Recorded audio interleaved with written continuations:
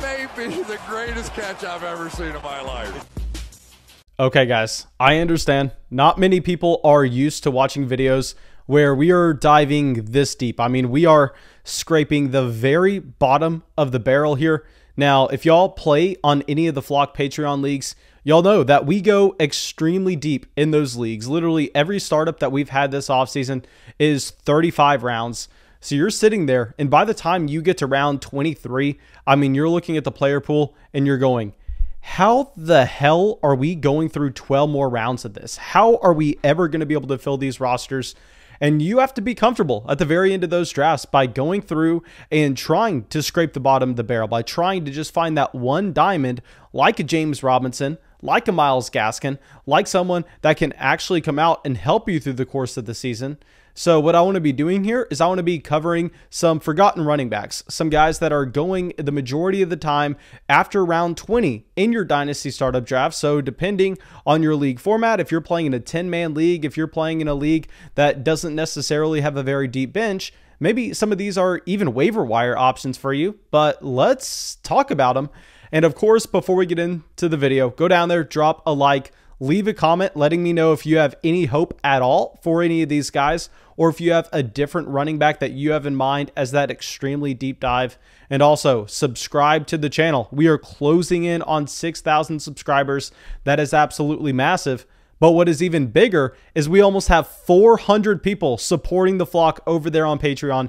We are so close to hitting our goal where when we do get 400 people in that flock, we are going to be going through and creating a $500 fantasy league where, of course, I'm going to be playing, but I'm also going to be giving away another one of those spots as a giveaway for a free $500 free roll. So yeah, of course, just go through, support the show on Patreon. If you want to play in a league with me, if you want extra podcasts daily, if you want a podcast breaking down your own Dynasty team.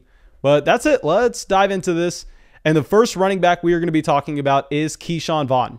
Now, I am so hesitant to bring up Keyshawn Vaughn here because I know we have a lot of new listeners of the channel, and I know a lot of people aren't going to believe me whenever we bring up his name, in that I am having to justify this take that I have here with Keyshawn Vaughn, in that there was nobody. Try to find someone, if you go back and look at content a year ago, that was as low as on Keyshawn Vaughn as we were. I mean, this was a player that I would never ever consider touching in a fantasy draft. I mean, we consistently said that Ronald Jones was going to be the starting running back for Tampa. Ronald Jones was a younger running back. I mean, everything pointed to that being the case. Keyshawn Vaughn, not a great rookie prospect, yet some Dynasty analysts were coming out telling you to take Keyshawn Vaughn over a Justin Jefferson, over a T. Higgins. I mean, over these wide receivers that were getting very top-end NFL draft capital and had fantastic prospect profiles. So please understand that I am not just coming out here and trying to cover up a take that I had last year saying, no, please give Keyshawn Vaughn some hope. No, we don't have him anywhere, but I probably am going to be picking him up late sometime this offseason, because you go through and right now, this is a player going after round 20 in your Dynasty startup drafts. I mean, this is someone that is completely free, and he's only going into year 2. He was a 3rd round pick last year. I mean, he went with the 12th pick in the 3rd round to the Tampa Bay Buccaneers. And you go through and you look at the boxes that you want to see for these prospects coming into the NFL. So the first thing we need to see is we need to see the size being there, which should allow Keyshawn Vaughn to eventually, it's probably never going to happen, but just best case scenario, 99th percentile outcome, if every other running back in the room is hurt, become a 3-down running back. And yes, he has that with a 30.7 BMI. He's 5'10", 214 pounds. He ran a 4.51 40-yard dash, which is completely fine there. Obviously, you like him to be a little bit faster, but I'm not going to be crying about that. He had a 10% college target share, which is definitely significant. If you look at the threshold that we have set at an 8.5 based on that historical research that we had on that Dynasty Rookie Draft Guide that can be found over on Patreon. And he is still only 24 years old. Now, it's kind of funny saying he's 24 because this is a player going into year 2. So you'd naturally assume that he's a couple of years younger than that. But regardless, with Keyshawn Vaughn, I mean, this is a player that was definitely an overvalued prospect last year when he was going in the late first of almost every single format. But at this point, I'm looking at the situation going, hey, this is someone we can invest into for 2022. Obviously, you're not expecting anything this year. I mean, if you think you're going to get a single start out of Keyshawn Vaughn, you're mistaken.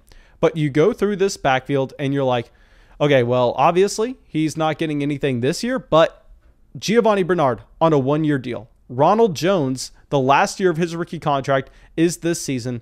Leonard Fournette on a one-year deal. Keyshawn Vaughn is the only running back in Tampa currently under contract for next season. Now, of course, that's not going to be the case by the time we get to next year. They're either going to bring back Ronald Jones, bring back Leonard Fournette, go out there, draft someone, possibly even sign a different running back through free agency. But what we have to focus in on is even if they decide to bring back a Ronald Jones, say they go, you know what? We can't necessarily afford to pay Leonard Fournette another year. Let's let Fournette walk. Let's bring back Rojo on a 2-year deal, and let's go into next season with both Ronald Jones and Keyshawn Vaughn. Well, at that point, we have seen time and time again that it doesn't matter what Ronald Jones does. It doesn't matter what the running back room looks like. That is a player that is never going to get usage on third down. That is a player that is never going to get used in the receiving game.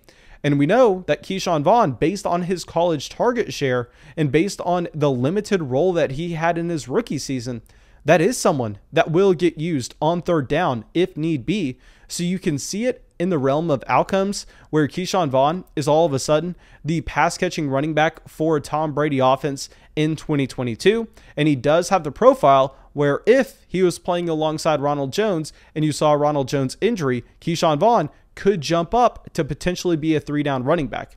I mean, very similar to another running back like a Gus Edwards, a guy like a Jamal Williams, where, yeah, you're not expecting those other two guys in Gus Edwards or Jamal Williams to have usage in the receiving game, but they are going to have respective roles on their own offenses. And if you saw the starting running back alongside them get injured, then all of a sudden those guys would turn into a 3-down running back. So simply, I am saying that, hey, Keyshawn Vaughn, not that exciting right now. But if you're looking at making a bet into a player rising in value next offseason, even if it is just slightly, then I think Keyshawn Vaughn is actually a decent bet. And I know it's not exciting. I know it's not sexy, but we're talking at the very end of startups here. We are talking about players that are completely forgotten. And I think there's a path for Keyshawn Vaughn to increase his dynasty value. All right, so now let's get our next guy up here. And this is going to be someone that could have value this season. It's going to be Justin Jackson. Okay, so with Justin Jackson, I mean, he literally just went in the 28th round of our most recent Flock Patreon startup. I mean, this is a price that is literally nothing. I mean, I'm pretty sure that you had players like Andrew Luck going in this same range. Now with Justin Jackson, he's on the last year of his rookie deal, so obviously a player you're not looking for long-term value with, even though he is only 25 years old. Now, one bad thing about Justin Jackson is, you know, he will never have the potential to be a 3-down running back. I mean, it is literally not in the range of outcomes. He's 6 foot, 193 pounds. So his BMI is literally lower than pretty much any other running back that you're going to find in the NFL, let alone any starting running back. So of course that's never going to happen. But here with Justin Jackson, why he's appealing is he is a fantastic receiver. So here you look through and you try to identify the games where Justin Jackson has actually had the chance to play without Austin Eckler in the lineup. And I know you would naturally assume that was quite a few in 2020, given the fact that Austin Eckler was sidelined for a good portion. But Justin Jackson actually was suffering his own injuries. He had a quad injury that left him out 2 weeks. He had a knee sprain that caused him to miss 4. But he had a 3-week stretch where there was no Austin Eckler and Justin Jackson was healthy last year. And in that 3-week stretch, no, he's not seeing 25 touches a game, but the workload is decent. I mean, there you actually have Justin Jackson averaging over 12 carries a game. But more importantly, we know that this is a receiving running back. He's averaging 5.5 targets, a mark that easily makes you playable in fantasy. He averages 97 total yards a game because we know that those targets are going to be coming with more yards than you expect carries to. So Justin Jackson doesn't come away with any touchdowns during this 3-week stretch. And y'all know that I am of the opinion, and I have said this time and time again, and there's math to prove this, that touchdowns are extremely volatile on a week-to-week and a year-to-year basis, where it's very hard to project touchdown usage unless you're Devontae Adams, unless you're a player that's going to be getting every single look at the goal line. But we can say here, if we're going to be completely objective with Justin Jackson, while touchdowns are volatile, this is a player that really has no touchdown upside, because you would imagine that if they do get to the goal line, Justin Jackson's probably the last running back that they want in there, given the fact that this is someone that is light as a feather. This is someone that has an extremely low BMI. But still, you're drafting him for the receiving down usage. You're not drafting him for touchdowns. And if he's coming away with 100 total yards and he's coming away with 5 receptions in a game that Austin Ekeler misses, hell, even if you only get 1 touchdown every 3 games, that is going to be enough. Now we go to 2019, trying to find some more games. Sadly, we do not have really anything on Justin Jackson in 2019, where he had a calf strain for 8 games, a hamstring strain for 1. And yes, I will say, y'all know another thing that I always talk about is the fact that fantasy owners, dynasty owners more in particular, are always quick to label a running back or any player in general as injury prone. And I am always the guy to say, hey, please don't try to label Saquon Barkley as injury prone just because he saw a high ankle sprain, then a torn ACL. I mean, we understand that with a small sample game, if you have 2 freak injuries like that, it's going to be very hard to go through and actually classify a player like that, unless you're seeing this with what you have with Justin Jackson. Unless you're seeing a player just nonstop have a calf strain, a hamstring strain, a knee sprain. I mean, this is something that you're going to expect with the running back that is built as light as Justin Jackson. So that is going to be notable. But here, we also have one more game in 2018 without Austin Ekeler. And in that game, Justin Jackson had 16 carries, 4 targets, 85 total yards, and a touchdown. So simply, you're looking at Justin Jackson as a pure handcuff to Austin Ekeler. I mean, you're never going to be able to play him when Eckler's in the game. But when other running backs, when other handcuff guys like a Tony Pollard, a Latavius Murray, an Alexander Madison, a Darrell Henderson, all of those running backs are going in rounds 14, 15, and you're getting Justin Jackson in round 28. I mean, Justin Jackson is a fantastic value at that point, even if he's only a 1-year option, even if he is only a handcuff. I mean, that's a player that, you know, if you're drafting someone in round 28, more times than not, they're not going to be on your roster next year anyway. So Justin Jackson, not a bad investment in that range. Now, let's go over to a player that I have been drafting over and over and over and over again. This is Trayveon Williams. So here we just took him at the very end of the 29th round, and Trayveon Williams going into year 3 was drafted in that 2019 draft, only 23 years old. And we go through, look at these boxes. So obviously he doesn't get the NFL draft capital, which helps us a lot to try to figure out what the opportunity of a running back is going to be. So Trayveon Williams, I didn't really love him in rookie drafts because he was a 3rd round pick back in that 2019 NFL draft. And I was like, you know what? I mean, there's Giovanni Bernard there. He's the running back 3 on the depth chart. Really no use in going in there and investing in a guy like that. But this offseason, with Giovanni Bernard gone, I mean, I have no idea how you have not heard Trayveon Williams' name mentioned once across any podcast. It's kind of ridiculous because you go back and you look at him coming out of Texas A&M, and this is someone with a BMI over 31. So hell, I mean, if you actually had that injury to Joe Mixon, if you had an injury to Samaje Perine, all of a sudden Trayveon Williams does look like he can be a 3-down running back there. And he was a more than capable pass catcher at Texas A&M as well, ran a 4.51 40-yard dash. So you're going, hey, this is a player that clearly is a significantly better pass catching running back than the other guy on the depth chart in Samaje Perine. So you're expecting Joe Mixon to most likely be a bell cow guy when he's healthy. But if we are talking about handcuffs that cost nothing, I mean, who is to say that Samaje Perine is over Trayveon Williams in the depth chart? Now, I understand that whenever you had the Joe Mixon injury last year, Samaje Perine was the one getting the majority of the touches. But you have to remember, Giovanni Bernard was actually the guy in there getting the majority of the touches. Samaje Perine may have been getting more than Trayveon Williams, but Trayveon Williams wasn't the 1-for-1 replacement with Joe Mixon. He's the 1-for-1 replacement with Giovanni Bernard. So if you have that Joe Mixon injury this year, if you're still having this coaching staff go through and use a committee with Samaje Perine and then a pass-catching running back, that pass-catching running back is going to be Trayveon Williams.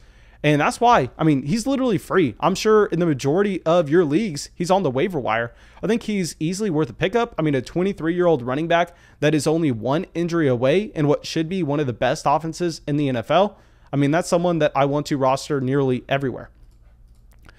Now, let's go over and let's talk about a running back that recently got signed. Let's talk about Devontae Booker. And here with Devontae Booker, I mean, he's only 25 years old. We're going to be very brief with this. Now, I understand that he's not as exciting because he's been in the NFL for a while, but I really want to key in on the money that New York actually gave Devontae Booker, because you go through and you look at all the NFL free agent running backs this offseason. Obviously, Aaron Jones demands the highest contract as expected. Kenyon Drake comes out, gets the second largest contract. Then after that, you have a tier of guys. You have Jamal Williams with $6 million, and all you hear every single day is, hey, Jamal Williams going to have a significant amount of touches in Detroit. Jamal Williams, Jamal Williams, Jamal Williams, Jamal Williams. Then you have Mike Davis at $5.5 million. Same thing there. Mike Davis supposed to be a starting running back for Atlanta. And Devontae Booker gets that same contract. He gets $5.5 million. Now, obviously, you're not expecting him to be startable in fantasy at all when Saquon Barkley is active. I don't care if it's actually true that Saquon Barkley is going to be on a snap count this upcoming season to start the year. But what you're expecting is that if you did have another Saquon Barkley injury, like I said, these are running backs an injury away, there you would actually have Devontae Booker being able to step up. And you look at what this offense was able to provide in fantasy production last year with Wayne Gallman. I mean, you look at the second half of the season for Wayne Gallman in weeks 7 through 16. He was actually a low-end running back too there. And if you get rid of the few last weeks, now we don't have a reason to do this, so I'm going to have to be completely transparent in that this is just to fit our narrative. This is just to be biased and trying to sell you on Devontae Booker. There's no reason for me to cut the weeks like this. And I know a lot of people do it on Twitter just to be deceiving, so I'm going to get out ahead of it and explain why people do it. But anyway, you look at Wayne Gallman in weeks 7 through 14 last year, so that 7-week stretch. There he was actually the running back 12 in points per game. So clearly, you can have a running back getting the majority of the touches in this offense if Saquon Barkley does go down. And that's obviously going to be Devontae Booker here. I mean, Wayne Gallman is in San Francisco. On this depth chart, you have Saquon Barkley, you have Devontae Booker, then you have Elijah Penny third. I mean, would anybody be surprised if Devontae Booker becomes a 70 to 80% snap player with a Saquon Barkley injury? I don't think you can be. And obviously, he is a more than capable pass-catching running back. So now let's go to another free agent signing this offseason. Let's talk about Malcom Brown, who recently went in the 23rd round of our most recent Flock Patreon startup. Now here, Malcom Brown doesn't get that extremely large contract. He only gets paid $1.75 million. But this is a player 28 years old. You're not expecting those former running backs that are progressing in age to really get a nice contract in the slightest with how the NFL works today.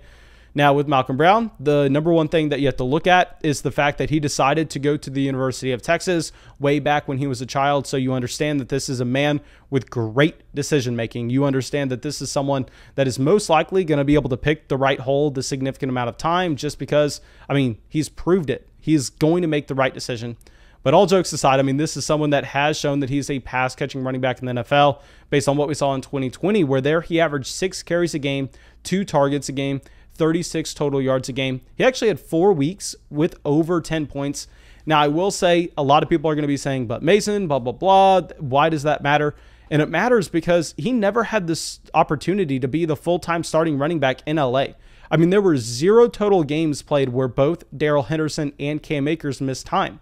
So now all of a sudden he's placed on a roster that has Myles Gaskin. I don't know how convinced you are that Myles Gaskin is an elite level running back in the NFL. And beyond that, Salvon Ahmed, I mean, you have nobody beyond that. So I think with a player like Malcom Brown, I mean, if you do have an injury to Myles Gaskin, he can be more than usable in fantasy. Now, our last guy we are going to be talking about is, in my opinion, the best player that we are going to cover. It's going to be Malcom Perine here. Now, Malcom Perine literally free in Dynasty. And this is the one guy where you can paint a picture where he goes through and he wins the starting job. So if you go through and you look at his prospect profile, because he was drafted in 2020, this isn't someone who was drafted forever ago. I mean, he was drafted last year. And he has a 30.1 BMI, clears the threshold there. He has an 11.8 college target share. So that is very large. That is to the point where you know this is someone that's going to catch passes at the NFL level. And he was the 14th pick in the 4th round last year. So this is only 12 picks behind what you had with Michael Carter this season.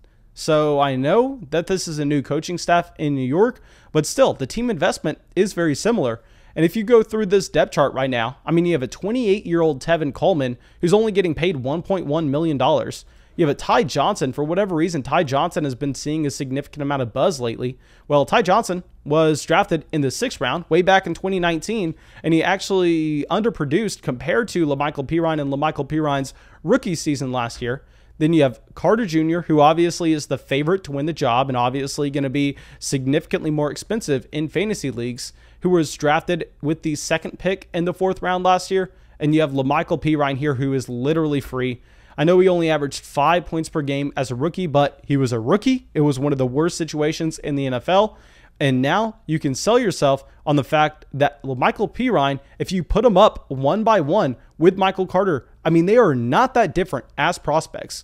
They are both running backs that don't have fantastic size, I will say. Lamical Perine a little bit larger. They're both running backs that were great receiving running backs coming out of college. They're both running backs that went in the 4th round of the NFL draft. They have very comparable speeds. There's not much different here. So I think instead of drafting Michael Carter in the 8th round of redraft leagues or taking him at the late 1st round of your rookie draft this year in Dynasty, just go get Lamical Perine for free. I mean, that's an easy decision based on the price.